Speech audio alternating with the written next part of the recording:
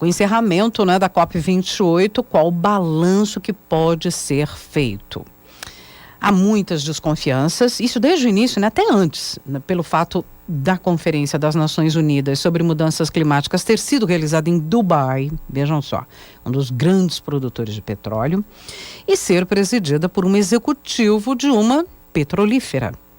Então, será que foram obtidos avanços significativos? E mais, quais foram os resultados da participação do Brasil? Porque a gente sabe que tem lá um termo, né? O professor vai explicar. Falaram pela primeira vez, citaram transição para o fim dos combustíveis fósseis, mas será que isso daí pode ser considerado mesmo avanço? Ou há muitas lacunas ainda, não é? Professor Pedro Luiz Cortes, titular da Escola de Comunicações e Artes, também professor do Instituto de Energia e Ambiente da USP. Tudo bem, professor? Hora de fazer o balanço da COP, bom dia. Bom dia, Roxane, bom dia, ouvintes. É um prazer falar com vocês e vamos fazer esse balanço. Bom, o senhor falava que estava muito cético, muito pessimista em relação ao que poderia vir como resolução, relatório final, enfim, da COP28. Sua opinião permanece? Infelizmente, Roxane, eu não me decepcionei. Eu acho que o resultado final, ele foi aquilo que eu, infelizmente, tinha como expectativa, mas embalado em papel de presente. Ah, porque é Natal. Porque o documento final fala da importância de fazer uma transição que abandone os combustíveis fósseis de maneira justa, ordenada e equitativa, acelerando a ação nessa década crítica para alcançar emissões líquidas zero em 2050. Na minha avaliação, isso foi um bom exercício de retórica, porque não foram especificadas ou negociadas metas mais robustas e mensuráveis sobre como ocorrerá essa transição energética. E o que vemos é muito mais uma preocupação dos países com a segurança energética, ampliando a exploração de petróleo, gás e carvão, do que com os efeitos da mudança climática. A gente vê países, né, como Estados Unidos, Canadá, Inglaterra, Brasil, aumentando a exploração, a extração. Existe uma preocupação, a China, por exemplo, ativando uma série de usinas termoelétricas a carvão. Existe uma preocupação no mundo com a segurança energética, que foi, o start disso foi a guerra na Ucrânia. Por quê? Isso fez com que o suprimento de gás da Rússia para a Europa, ele fosse drasticamente reduzido, né? E então países como a Alemanha, por exemplo, sofreram muito com o impacto disso. Então os países começaram a pensar, falaram, olha, um contexto geopolítico mais crítico, mais sensível, pode levar a um aumento significativo da cotação do petróleo e também pode fazer com que a oferta no mundo seja reduzida, né? A OPEP, ela sempre esteve por trás de movimentos, né, de questões geopolíticas, isso desde a década de 70, ou seja, usar o petróleo como uma arma. Então os países se deram conta de que esse conflito na Ucrânia, agora o conflito em Israel, na faixa de Gaza, tudo isso pode levar a um start, ou pode servir de motivo para que a cotação do petróleo venha a subir, ou que a OPEP, por algum motivo, resolva diminuir a produção.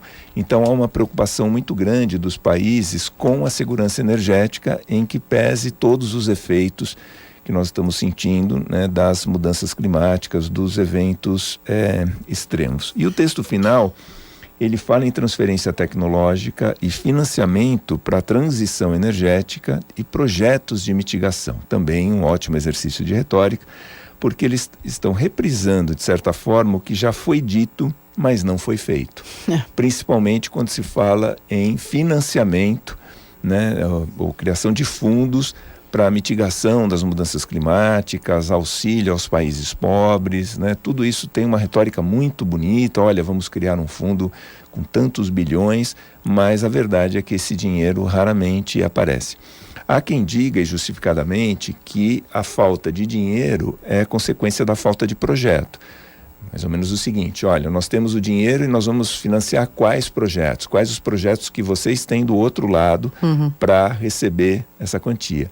E isso tem uma certa lógica, porque por exemplo, o Fundo Amazônia, embora ele não receba tudo que foi prometido por vários países, desde que o Lula assumiu, ele visitou vários países e na maioria deles, né, dos países da Europa, mesmo os Estados Unidos, prometeram verbas significativas. Nem sempre isso chegou, mas tem aumentado o fluxo de investimentos no Fundo Amazônia. Então, e o Fundo Amazônia, ele vem mostrando que ele é muito bem administrado, na verdade, ele é administrado pelo BNDES, auditado, tal. Não é aquilo que chegou a se falar que é dinheiro de graça dado para as ONGs. Não, tudo isso é auditado. Uma parte significativa vai para os municípios, né? Vai financiando projetos ou de município, do estado. Então, o Fundo Amazônia, ele é um exemplo que o Brasil poderia seguir para outros biomas na tentativa de captar recursos ao que a gente chama assim, a fundo perdido, ou seja, estão dando dinheiro, mas não vão pedir esse dinheiro de volta, né? Não estão financiando, eles estão cedendo. Estão oferecendo. Mas então há quem diga que esse pode ser o problema para que essas promessas de financiamento elas não se viabilizem, mas a verdade é que isso não tem acontecido. Então, nesse sentido, eu lamento dizer que aquelas minhas expectativas de que nada relevante iria ocorrer, elas se realizaram, mas embaladas numa retórica bonitinha, numa retórica mais suave, né? Dizendo, chegamos a primeira vez que se fala em eliminar combustíveis fósseis e tal, mas não dá meta, não apresenta como isso vai ser feito, fala em financiamento, fala assim, vamos nos ajudar, vamos fazer transferência de tecnologia, mas nada de concreto para que isso efetivamente ocorra. Bom, assim como havia expectativa com o texto final da COP, havia também muita expectativa, professor Pedro, em relação à posição brasileira, a participação do Brasil. E neste quesito, sua avaliação foi um pouquinho mais positiva? Sim, é positiva porque a presença do presidente Lula e da ministra Marina Silva são sempre emblemáticas. Essas presenças, eles são muito considerados, são muito respeitados. São muito respeitados. O Lula, ele falou de quanto se gasta em armamento e disse que essa quantia poderia ser gasta para ajudar os países pobres no enfrentamento da crise climática. Foi um discurso muito incisivo nesse sentido, né? O ministro Fernando Haddad lançou o plano de transformação ecológica na COP28 e, como exemplo das medidas que pretendem ser desenvolvidas, nós temos a criação do mercado de carbono, que volto a dizer, está tramitando no Congresso de uma maneira lenta, né? Vai avançando, mas nem sempre na velocidade desejada. E nós perdemos ótimas oportunidades de negócio com a não regulamentação do mercado de carbono no Brasil. E o ministro falou também da emissão de títulos soberanos sustentáveis, na verdade o que já havia sido previamente divulgado em agosto para ser lançado em setembro. Espero que dessa vez saia do papel. Um ponto positivo foi a redução do desmatamento da Amazônia, mas também tivemos pontos negativos, né? Um deles foi o aumento do desmatamento no Cerrado, tem aumentado, e o Brasil, logo no início, ele levou o prêmio Fóssil do Dia na COP28 pela suposta adesão ao PEP+, ou PEP Plus, como alguns preferem chamar, né? Na verdade, o Brasil ele recebeu esse convite, mas não o ministro das Minas e Energia sinalizou que seria um convite importante, né, uma adesão importante, mas não houve nenhuma posição oficial do governo. Mas logo quando esse burburinho surgiu, nós recebemos o prêmio Fóssil do Dia, mas sem grandes repercussões. Ou seja, o Brasil ele sai com uma postura positiva. Daqui 2 anos a COP vai ser no Brasil, então ele já tem um bom caminho trilhado.